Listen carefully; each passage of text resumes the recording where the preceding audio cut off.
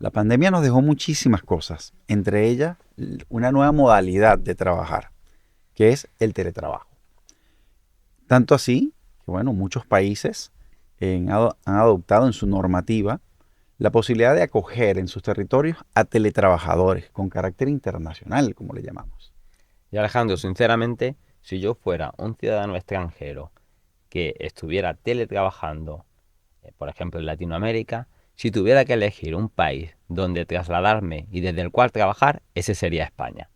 Sin duda alguna, España ofrece muchísimas cosas y fundamentalmente lo que necesita un trabajador, un buen internet, calidad de vida, un espacio propicio para desarrollarte como profesional y ver cómo se desarrolla tu familia. Y tiene una normativa bastante clara, accesible, y es un procedimiento que tiene sus particularidades, pero no es excesivamente complicado.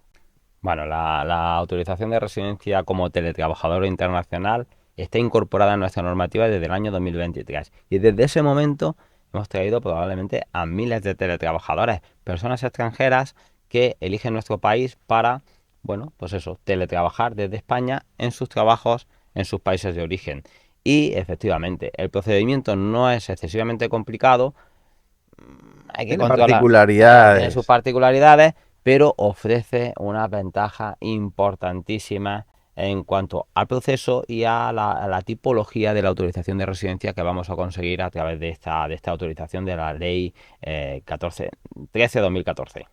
Sí, los teletrabajadores, al igual que los profesionales altamente cualificados, se rigen por la ley de emprendedores. Efectivamente. Y este tipo de residencia se puede solicitar a través de un visado. Alejandro, hablamos de extranjería.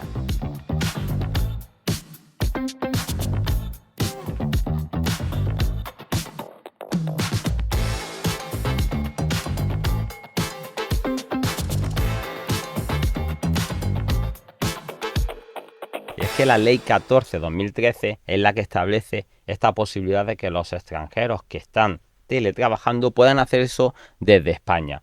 Y desde ese momento, desde que se incorporó esta posibilidad en el año 2023, como digo, miles de extranjeros han venido a España a teletrabajar. El procedimiento no es realmente complicado, es cierto que hay que tener cuidado a la hora de la preparación de la documentación y no todo el mundo puede acogerse a esta figura, pero establece importantes beneficios en cuanto al proceso y en cuanto a la tipología o las consecuencias de esa residencia, por ejemplo, los familiares. Sí, primero se puede aplicar en el consulado del país donde eres nacionalidad o donde tienes residencia legal. Esto se aplicaría a través de un visado. Es un visado de un año que tienes para venir a España, establecerte y durante ese año tienes que volver a hacer el procedimiento para que te concedan la autorización de residencia como tal, Que es de 3 que es años. de 3 años. O en tu periodo como turista de estancia regular en España, puedes hacer la solicitud de esta residencia como teletrabajador de carácter internacional. Sí, hacerlo desde España es una maravilla para los profesionales como nosotros. El poder presentar esos expedientes desde España ante la unidad de grandes empresas y colectivos estratégicos con plazos de resolución 20 días hábiles. extremadamente rápidos y con silencio positivo. Y esto se traduce en que una persona que cumple los requisitos de este tipo de autorización de nómada digital podría llegar a España, presentar tu solicitud y prácticamente en el primer mes tener su residencia concedida. Así es. Y como requisito sine qua non es que tienes que teletrabajar. Bien, como profesional independiente o bajo una modalidad de contrato Cuenta a ajena, una empresa extranjera, no correcto. ubicada en España. Esto tiene que estar de manera taxativa colocado que usted puede teletrabajar y tiene un salario mínimo que te debemos percibir. Sí, los ingresos deben superar el 200% del salario mínimo Es interprofesional, decir, 2 salarios mínimos interprofesionales. efectivamente, y se va incrementando además, si en esa solicitud agregamos algún familiar, pues vamos a tener que incrementar esos medios económicos, esas retribuciones, pues en función del número de familiares que incorporamos a nuestra solicitud, que esta es justamente una de las ventajas de este tipo de expedientes de la ley de emprendedores, incluido este nómada digital, y es la posibilidad de tramitar de forma simultánea autorizaciones para el titular principal de la autorización y sus familiares. Y yo digo que los familiares tienen más derecho que el propio titular, Sí, porque el titular puede teletrabajar para esa cliente que trae o esa empresa extranjera hasta un 20% de su percepción En España. económica en España, Mm. pero el familiar, si tiene una edad laboral, tiene un permiso de trabajo abierto, Sin cuenta límite. propia y cuenta ajena. Es súper, súper amigable y muy beneficioso para el Sí, familiar. realmente la única limitación de la utilización del familiar es que está vinculada a la del titular principal, pero en cuanto a la posibilidad de trabajar es plena, ¿no? Por cuenta ajena y por cuenta propia, sin ningún tipo de limitación. Sí, entonces, bueno, tenemos el contrato o esa prestación de servicio de una empresa extranjera como elemento fundamental, pero también tenemos el salario, que ya lo dijimos, o esa prestación económica, por lo menos el doble del mínimo interprofesional. Al día de hoy siempre voy a redondear y lo digo 2.800 euros. Pero también está tener una titulación o demostrar que usted es una persona profesional empírica, por decirlo, Sí. con 3 años de experiencia. Sí, y además no vale cualquier teletrabajador, es necesario que el teletrabajador ya lleve un cierto tiempo trabajando en esta modalidad y lo pueda acreditar, más de 3 meses, y la empresa para la que presta servicios o la empresa para la que trabaja por cuenta ajena tiene que llevar más de un año de duración de actividad. Sí, que sería prácticamente el único documento, porque aquí no tienes un sponsor, no es como una residencia de trabajo o un profesional altamente cualificado.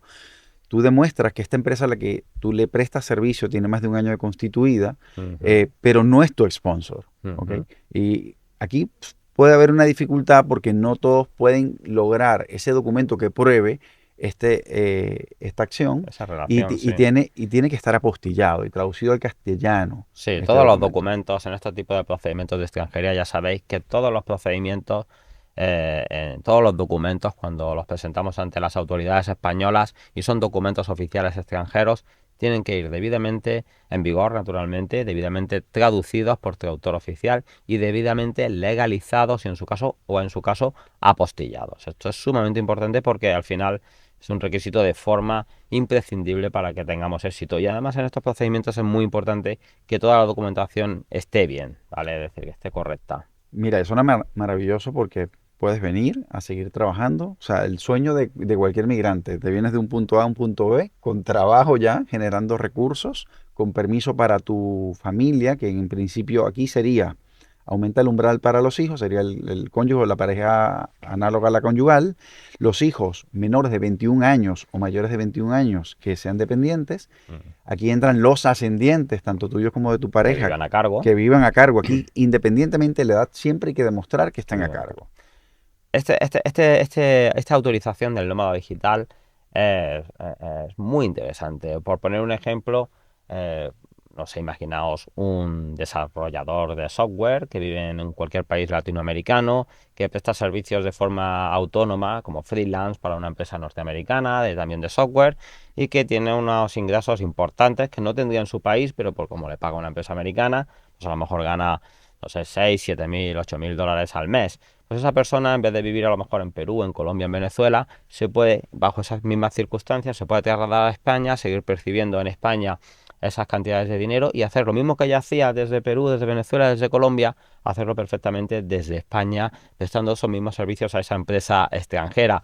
Y puedes venir a España, pues no sé, a la costa de Cádiz y trabajar por la mañana y surfear por la tarde, o te Bueno, puedes ir a Madrid y disfrutar de toda la oferta cultural y gastronómica que ofrece la capital, sí, o irte al norte pero de Vicente, España.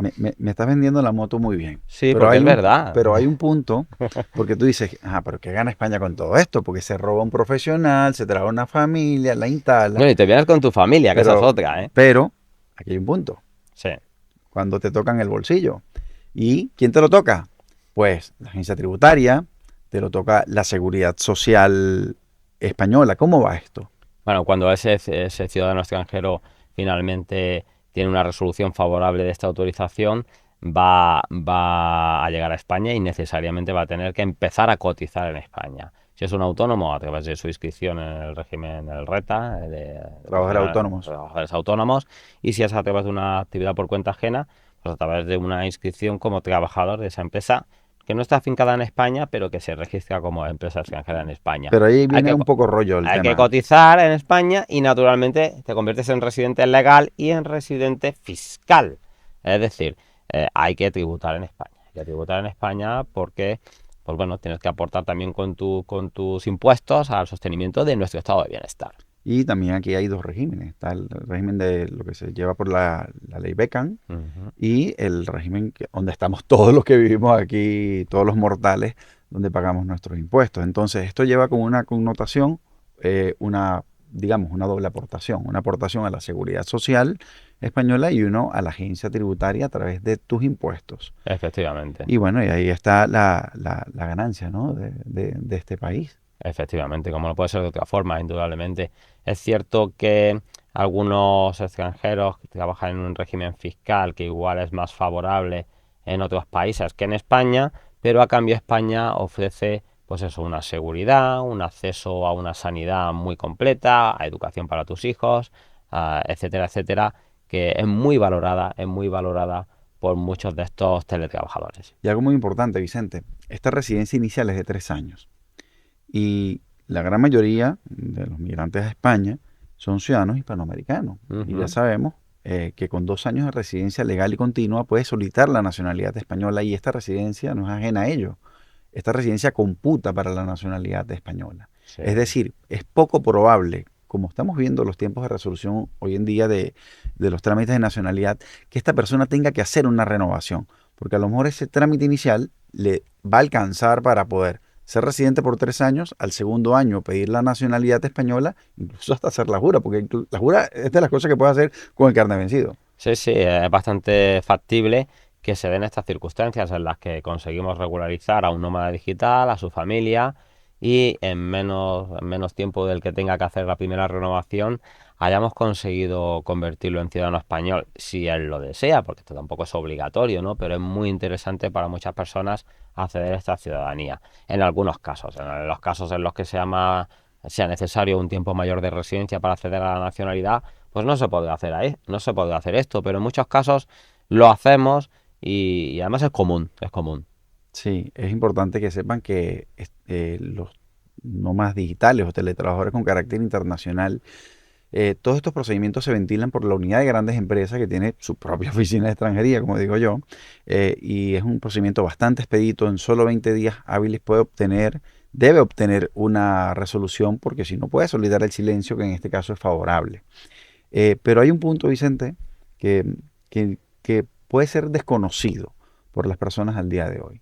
Porque al ser tan novedoso y saber que es por 3 años y esto entró en vigencia en el 2023, enero 2023, son las renovaciones que van a empezarse a enfrentar los ciudadanos a partir de enero del año 2026. Bueno, no, los que tienen autorización de nómada digital y cuando han llegado han empezado a cumplir con sus obligaciones de Hacienda, de Seguridad Social y No tienen siguen, que y preocuparse. siguen realizando la misma actividad de la misma forma eh, a cómo lo accedieron a esa autorización, no tienen que preocuparse. El problema lo podemos tener en aquellos casos en los que esos ciudadanos extranjeros pues no han mantenido los mismos requisitos de concesión de esas primeras tarjetas.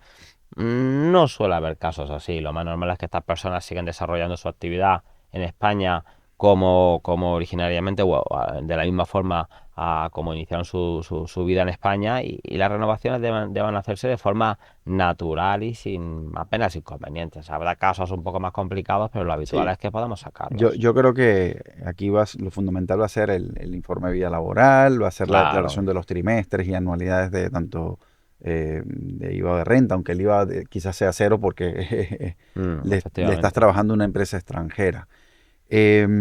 Otro aspecto importante de los teletrabajadores son las posibles modificaciones que se puedan ver durante la vigencia de esta residencia, porque quizás una persona está acá, está teletrabajando y consigue una oferta que le tenta, dice, oye, es que me cansé de estar en mi casa y quiero ir a ese rollo nuevo de ir a la oficina, de estar acá. ¿A partir de cuándo se puede hacer ese cambio? Bueno, realmente la norma no establece realmente un cambio o un plazo, sí establece unos requisitos para hacer esos cambios, ¿vale? Por lo de Pero la situación nacional de empleo deberíamos esperar el año efectivamente, en pero principio. realmente se podría hacer cumpliendo requisitos de situación nacional de empleo incluso dentro del primer año, y hay una posibilidad real de cambio si cambian las circunstancias, las condiciones de ese trabajador, porque no sé, porque quiere poner su empresa completamente en España y trabajar con clientes españoles a más del 20%, porque va, en vez de teletrabajar como freelance, a hacer un trabajo por cuenta ajena, pues puede puede hacer una modificación al régimen general de extranjería a través del artículo 191 de nuestro reglamento de extranjería. Pero esto partiría al año. Bueno, al año no necesariamente, es decir, puede haber casos en los que incluso con residencias de menos de un año. Puede hacerse trabajo por cuenta propia. Mm. Presentar su proyecto de emprendimiento, buscar el informe favorable de la UPTA, o sea, todo lo que lleva esta modificación. Porque siempre lo vamos a poder hacer cuenta ajena, siempre y cuando sea como profesional altamente cualificado. También o como que profesional altamente o cualificado. estemos exonerados de pasar por la Situación Nacional de Empleo, como por ejemplo... O en los casos en los que no tienen que pasar situación nacional de empleo, porque siempre sean y cuando se peruanos, agota... chilenos. Sí, por eso, sí, es que algunos no están en casos. los supuestos, Sí. por ser de esas nacionalidades. Hay varias opciones de cambio y es habitual también, es decir, no siempre los extranjeros cuando llegan a España llegan en una condición y siempre mantienen esa misma condición. Es habitual que puedan darse situaciones de cambio, de tipología, de autorización de una a otra. Sí, yo siempre le digo a las personas, usted sabe cómo entra, no sabe cómo termina en este país porque nadie tiene el futuro totalmente comprado. Sí, en todo caso, esta figura del teletrabajador es muy interesante porque se une a las otras dos figuras de que hablábamos en uno de los primeros capítulos que grabamos, autorización de residencia no lucrativa, autorización de residencia por cuenta propia. Esta sería, vamos a decir, la tercera figura que siempre nos barajamos cuando el extranjero está en su país y quiere venir aquí a vivir. Oiga, usted tiene dinero, usted quiere poner un negocio aquí, usted ya trabaja allí de forma remota, de forma telemática, como si fuera un nómada. Entonces, esta figura es muy atractiva y no siempre responde a la figura del perfil del desarrollador de software informático, sino que hay muchas actividades que podrían encajar en esta figura del nómada. Es decir, cualquier persona que lleva su empresa en su país y lo puede hacer de forma telemática, lo hace ya de forma telemática en su país y lo puede hacer también de forma telemática en España, podría acogerse a esta figura de nómada. Es erróneo pensar que solamente son los ingenieros informáticos los que hacen este tipo de permisos. Hay muchos perfiles muy interesantes para Sí, esta figura de nómada digital. pero hay que también tener mucho cuidado con aquellas profesiones que son reguladas en España. Oh, sí. Porque hay personas, por ejemplo, no, es que yo soy médico y trabajo para un seguro y lo que hago es firmar, ¿sabes? Los siniestros y apruebo. O soy psicólogo y mis clientes o mis pacientes, como se les llama, están fuera de España, están todos online. ¿Puedo aplicar a este permiso de residencia? Hay que verlo bien esto, ¿vale? Porque al final esa persona está trabajando en España y en España esas actividades que están regladas están sometidas a unos requisitos de homologación de títulos y entonces hay que ver muy bien que no nos saltemos la normativa o las exigencias que se exigen para ese tipo de actividades aquí en España. Sí, así que hay que Por mucho tener, que lo hagas para una empresa extranjera, al final el servicio se presta desde España. sí, hay que tener mucho cuidado con las profesiones reguladas. Por ejemplo, los psicólogos, los Abogados. médicos, los abogados. Allí yo voy con, me tapo la nariz realmente y prefiero que las personas tengan su homologación para poder hacer este trámite de nómada digital. Sí. Bueno, mira, realmente este podcast es gracias a paraemigrantes.info, al despacho de Vicente Marín, este hombre que ha sido pilar fundamental en el derecho de extranjería a nivel privado. Quien no ha visto un video de él no ejerce el derecho de extranjería. Que va. Al contrario, yo sigo a los que han venido después de mí, pero vienen tan fuertes como mi compañero Alejandro de Tu Gestión España, del cual aprendo todos los días. Vicente, hasta el próximo podcast.